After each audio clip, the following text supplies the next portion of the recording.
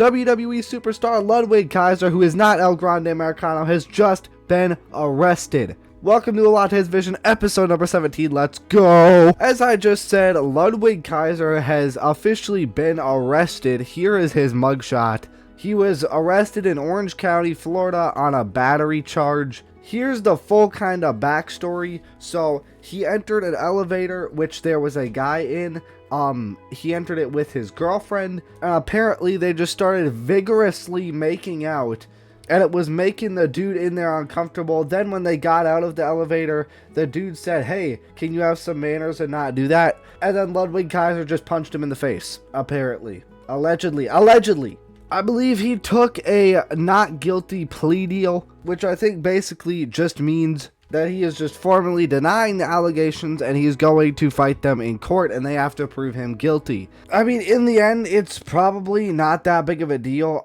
If he is El Grande Americano, which he's not, but you guys, some people just seem to think he is. So if you guys want to assume that, it probably won't affect the mask versus mask match because part of his job is traveling the world and having to go to other places, and it could potentially result in him getting fired if he doesn't do it. He doesn't have a criminal history and he's not a danger to society, so they'll probably just let him travel. Well, the case is still going, at least. It could have been a lot worse. We don't know exactly what happened. Maybe the dude called him a stupid bitch or something. Like, we really don't know. But it's just kind of ridiculous. Like, unless he said something horrible, why punch him? That's just completely unnecessary. Let me know your thoughts on this situation, though. Now, on a bit of a lighter note, that Sawyer was yesterday Sawyer on Thursday. This is now Friday Sawyer, about 30 minutes before this video comes out, and we have a new update on this situation. I was kind of thinking this didn't really add up to why he would do it, but now the dude who got allegedly punched allegedly said, "Show some effing respect," and threatened to call ICE on his girlfriend, who is Mexican. At least I think she is. I don't know 100%. And apparently they stepped out of the elevator afterward, and that led to a scuffle, but apparently there was no punches actually thrown. So now, assuming that this report is true, it makes a lot more sense, why he did. I think, honestly, a punch would have been justified if he did say that. Naraku and Io Sky have officially gotten married. All the Io Sky simpers are crying right now, screaming into their pillow, punching the wall, out of rage and anger because they thought they had a chance with her. But congratulations to these two, and I hope they have an amazing marriage together. Reportedly, the reason that Randy Orton didn't win the undisputed WWE Championship at WrestleMania 42, and he hasn't been on TV since, was reportedly because of a significant back injury. And initially, when I saw this report, I was very scared because the previous back injury he had kept him out for like a year. But Randy Orton shut this down, said, "Lamau, just milking it, guys. Leave me alone. I'm trying to enjoy my summer before I come back and take that number 15. Now, I'm very glad that this is not the case. And when he says trying to enjoy my summer, does he mean he's not coming back till the end of summer? Because summer is June, July, August. So does that mean he's not coming back till September? Because that would be really bad. I'm hoping he means like he'll come back for SummerSlam, hopefully. Glad he's not injured though, very glad. Aaron Rodgers has come out of his darkness retreat and signed another one-year deal with the Steelers.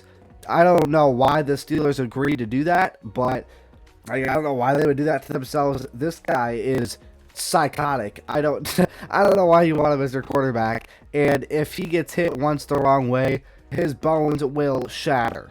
He also moves like a paralyzed grandma, so that's, another thing. But, hey, you go. And apparently, he is going to actually fully retire after this season. He's actually making his decision. Let's see if he sticks to it or just goes into another darkness retreat and then comes back. But thank God. Royce Lewis of the Minnesota Twins has officially been opted to AAA. And this is just so sad. The fall off of Royce Lewis has been horrible. The 2017 #1 overall pick, just injuries have completely derailed his career. He was like the Grand Slam guy, and then he just fell off because of injuries, and it sucks because he was so good. Hopefully Royce Lewis can make like a miraculous recovery or something and just becomes a superhuman and then comes back and he's even better. But just very, very unfortunate. I love Royce Lewis. Baron Corbin has reportedly been talked about for a return to the WWE. Now, I only saw a very small amount of Baron Corbin before he was released, but he reportedly has a reputation as a super safe and just good, solid worker, and he could really help to put over some young talent. Maybe reuniting with Braun Breaker. Never mind, that's a terrible idea. But maybe he can I feel like he's just a good, old, reliable type of superstar that the WWE could really use right now. And reportedly, he has already re-signed or is going to re-sign very, very soon. It's inevitable. I'm excited to see this potential return. Who knows, maybe he can even win a mid-card title at some point. Speaking of WWE returns, Enzo Amore and Big Cass are rumored to be returning to the WWE. I don't really know much about either of these two because they were way before my time. But, I mean, they would be a cool tag team, I guess. I'm not really going to comment much because, like I said, I don't really know much about either of these two. Next, let's talk about an entire situation with Piper Niven. Somebody commented on a WWE or WWNXT or something WWE post and basically said, I'm paraphrasing here, looks like Piper Niven got a haircut and returned to WWE, and he was referring to Mason Rook. This was Piper Niven's response to it, and I'm going to do it in a Scottish accent because I really like the Scottish accent. It sounds hilarious. The freaking balls on you, mate. If Mason Rook and me are even somewhat related, then you're a weird, then you're our weird uncle that mum makes us invite to the family gatherings, cause it'll make Gran happy. You look like an inflamed toenail and you probably smell like one too, boot. Don't ever talk to me or my son again. Mason Rook, I'll hold him down and you set in about his ribs. Go on, lad. That was the most Scottish person possible response she could have given. And then someone with the Danhausen profile picture responded and basically just called her a fat ass. And Danhausen responded and said, "This sucks ass, Piper rocks, focus on being a better person." And then this emo veggie virgin right here replied and said, "And you should focus on actually wrestling instead of being a knockoff R-Truth, just because he is no longer making appearances." This dweeby dork Redditor did not make a single point in that entire sentence. First of all, R-Truth is full-time and is a tag team champion. Second of all, just because someone is a funny character does not mean that they are a knockoff R-Truth. They have completely different characters. And then Danhausen absolutely decimated this pantry pirate and said, "He is quite literally one half of the current tag team champions. Apparently your brain is no longer making appearances." He actually cooked him there. I don't think this dude's brain has ever made any appearances. Piper Niven and Danhausen are awesome. This calorie connoisseur sucks.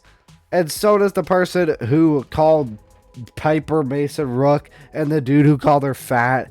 I mean, some people are just truly pathetic, aren't they? Staying on the topic of Danhausen though, as per WWE, Danhausen is the #2 merchandise seller in the entire company. That's pretty freaking good for a knockoff R-Truth if I do say so myself. I'd have to imagine the only person above him is Roman Reigns, the greatest of all time. which is just crazy. It's absolutely insane. Danhausen is so over, and I love it, and I love him. No homo. WWE is currently in the process, allegedly, apparently, of trying to help rebuild the tag team division from within, while also looking at the possibility of signing tag teams from other promotions in the near future. And my question to you is, if you're trying to rebuild the tag team division, why did you release Motor City Machine Guns? Why did you release DIY, at least one of them?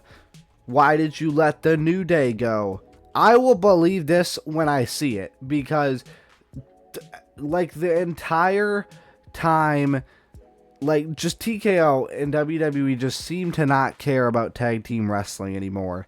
The SmackDown tag team division was hot as hell for a bit there, but then it's been dead. I really hope they do, because tag team wrestling can be so good. Next, the Minnesota Vikings, or the state of Minnesota, has won the bid to take the 2028 NFL draft is going to be in Minnesota, official, as it should be. I will hopefully be attending this, and I can't wait.